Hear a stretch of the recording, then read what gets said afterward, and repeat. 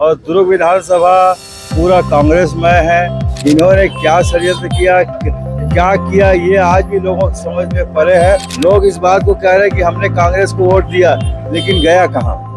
Bharatiya Janata party की केंद्रीय सरकार 10 साल तक केवल वायदे ही करती रही। केवल लोगों के आस्था के साथ ये जो बात करते हैं, जो भीतर घाती हैं और जो खुले घाती हैं, वो अपनी फितरत नहीं छोड़ सकते और उसको हम कुछ नहीं कर सकते। ऊपर वाला, यहाँ की अदालत से बच सकते हैं, लेकिन ऊपर वाला नहीं छोड़ता किसी को। आपके सरकार में शराब घोटाला भी हुआ, ऐसा आरोप लगाते हैं। ईडी के कार्रवाई भी हुई। देखिए, ये एजेंसियां हैं, अपने ढंग से काम करती है, किसके दबाव में करती है ये तो वो एजेंसियां ही जानती है। लेकिन कांग्रेस हमेशा पाक साफ पार्टी रही है, जिसका इतिहास देश की आज़ादी का इतिहास रहेगा। वो कहाँ भ्रष्टाचार करेगी। अभी हमने रिवर फ्रंट और लक्ष्मण झूला हमने प्रस्तावित कर दिया है। ये हमारी प्राथमिकता रहेगी। केंद्र की सरकार आएगी तो हम राज्य सरकार पर कहेंगे कि जो हमने जो कार्य स्वीकृत किए उसे पूरा किया जाए। मित्रों नमस्कार, मैं हूं गुलाब देशमुख, आप देख रहे हो धारा न्यूज। और अभी जो है कांग्रेस पार्टी का प्रचार जो है दुर्ग की गलियों में हो रहा है। हमारे साथ पूर्व विधायक अरुण वोरा जी हैं। अरुण वोरा जी, आपके सामने 48,000 का गड्ढा है अभी वर्तमान में। आप पर दारोमदारी है राजेंद्र साहू को जिताने का, जैसा कि हमें दिखता है। देखिए, पहले तो मैं आपको बता दूं कि पूरे देश में कांग्रेस की लहर चल रही है। छत्तीसगढ़ में कांग्रेस की लहर चल रही है और छत्तीसगढ़ की 11 सीटें जो मतदाता है, जिनको हम भगवान मानते हैं, और कार्यकर्ता जिनकी मेहनत पर हम विश्वास करते हैं, उसके आधार पर 11 की 11 सीटें कांग्रेस की झोली में जाएगी। और दुर्ग विधानसभा पूरा कांग्रेसमय है।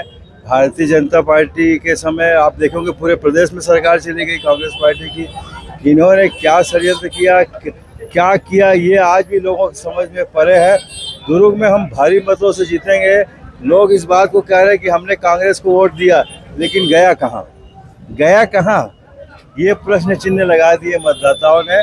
तो इसमें आप बेफिक्र रहिए, कांग्रेस यहाँ से भारी बहुमत से जीत रही है और एक इतिहास बनाने जा रही है। स्मार्ट सिटी का वादा किया था नरेंद्र मोदी ने, दुर्ग भिलाई को कुछ नहीं दिया। भारतीय जनता पार्टी की केंद्रीय सरकार 10 साल तक केवल वायदे ही करती रही। एक भी वायदे उन्होंने पूरा नहीं किया। 2 करोड़ लोगों को नौकरी देने की बात कही, 15 लाख देना है, काला धन। और अभी जो उनका घोषणा पत्र आया है वर्तमान में, वो भी मेरे को ऐसा लगता है वो खाली घोषणा पत्र रह जाएगा। केवल लोगों के आस्था के साथ ये जो बात करते हैं, हम लोग हिंदुस्तान में सभी की आस्था भगवान के साथ है, सभी धर्मों के साथ है। अभी ट्रेंडिंग चल रहा है, गौ मांस निर्यातक कंपनियों से चंदा लिया है भारतीय जनता पार्टी ने। उसको आप कैसे देखते हैं? देखिए, साफ सुथरा रहना चाहिए। ऐसे आदमी को अपने बल पे काम करना चाहिए। अभी क्यों लिए है, क्या लिया है, मेरे को तो पूरी जानकारी नहीं है, पर नहीं लेना चाहिए अगर ले रहे हैं तो। अभी जो है आपका विधानसभा चुनाव हुआ, कई बार बातें आई कि कांग्रेस में गुटबाजी हो रही है या कुछ ऐसी दिक्कतें हैं। अभी उस सबको सुलझा लिया गया है कि अभी भी डिस्प्यूट चल रहा है? देखिए, मैंने पहले ही कहा था, जो भीतर घाती हैं और जो खुले घाती हैं, वो अपनी फितरत नहीं छोड़ सकते। लेकिन लोग उनको जानने लग गए हैं कि कांग्रेस में रह के कांग्रेस को नुकसान पहुंचा रहे हैं। तो जो भीतर घाती है, खुले घाती है, उनका दिल खुद जानता है और उसको हम कुछ नहीं कर सकते। ऊपर वाला, यहाँ की अदालत से बच सकते हैं, लेकिन ऊपर वाला नहीं छोड़ता किसी को। इसलिए तो कहा गया है, ईश्वर से डरना चाहिए, आखिरी अदालत वही है। इसलिए जिसके भी साथ रहो, ईमानदारी से रहो, मेहनत से रहो और निष्ठा से रहो। तो इस बार राजेंद्र साहू की लीड कितनी हो सकती है दुर्ग से? देखिए, लीड की जहाँ तक बात है, अच्छी खासी लीड रहेगी। अभी से घोषणा करना ठीक नहीं है, लेकिन हम भारी बहुमत से जीतेंगे। जनता से प्रतिशत मिल रहा है बेहतर, जनता से अच्छा प्रतिशत मिल रहा है। आज ही नामांकन था, आपने देखा होगा कितनी जबरदस्त भीड़ थी। ये उत्साह इस बात को बतलाता है कि लोगों में अब बदलाव के लोग बदलाव के मूड में हैं। मोदी के 10 साल को आप कैसे देखते हैं, कितना नंबर देते हैं? देखिए, मोदी जी ने अपने हिसाब से जो कार्य किया वो किसी से छिपा नहीं है। सारी घोषणाएं कागजों पर रह गई, धरातल पे उतरी नहीं है। तो मोदी जी के कार्यकाल को तो हम इसी में देखते हैं कि वो कागजों तक सिमट कर रह गए।